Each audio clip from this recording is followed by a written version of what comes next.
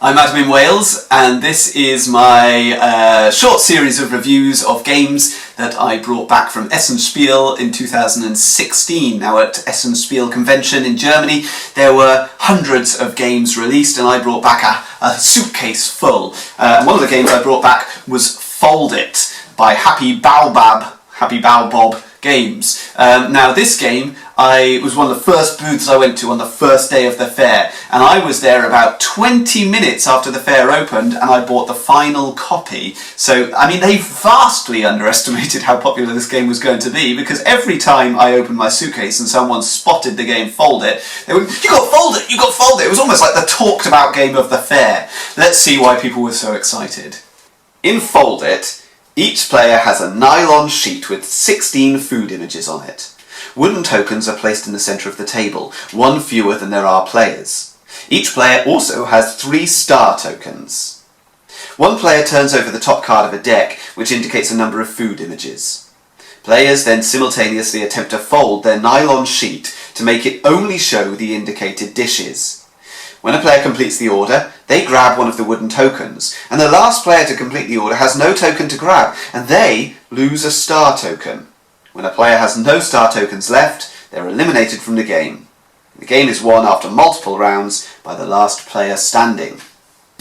So Fold It very much fits into that category of games, speed games, pattern matching, that sort of thing, that I love. I love the games Speed Cups from Amigo, and Ringelding, and Pick a Pig and Pick a Dog, and Shicky Mickey from Zoc Verlag Games. It is that sort of world of rushing to do something, solve the puzzle before your opponents. In Fold It, we've got a slightly different rule set where we start with 3 points and we lose points if we're the last to complete the task. Now that feels like a bit of an oddity when you're used to those other games, and in fact you could score this exactly the same way as you score all those other games, which is that when you complete the puzzle, if you're the first, you take the card and that's 1 point. But here we have it's the last person to complete the puzzle that loses a point, which means that more people get to see the puzzle through to completion. And actually in this game, that is one thing that people want to do. The puzzles are a bit harder than some of those other games, particularly if you're using a difficult deck. There's 2 decks in this game, an easy deck and a difficult deck, and if you're using a difficult deck, it's going to take a couple of minutes to complete the puzzle, rather than some of those other games where you do it in seconds. And so people want to see it through to completion, and the good thing is this new rule set lets them do that. The nylon sheets, they're beautiful and they work really well. They fold up lovely, they don't get creased, they don't look ugly. The puzzles are quite intriguing. The whole thing has an air of quality around it. I would be very surprised if this game wasn't picked up by a more mainstream company or one of the German companies. I expect we'll see more of this game in bigger editions.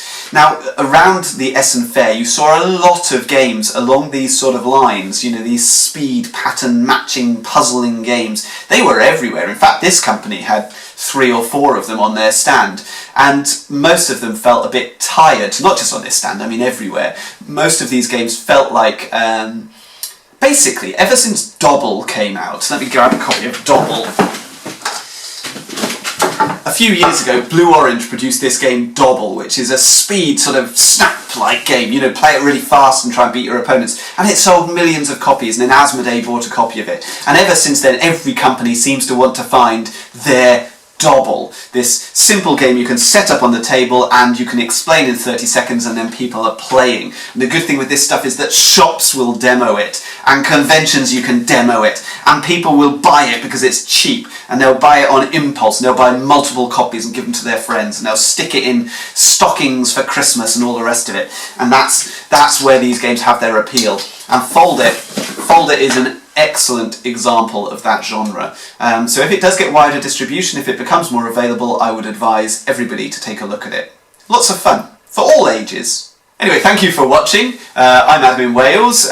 Please subscribe to my channel, Adam's Board Game Wales, where I do lots of vlogs about design and games and categorising games and top 10s and that sort of thing. Or follow me on Twitter, @BoardGameWales. On Board Game Geek, I'm Adam78.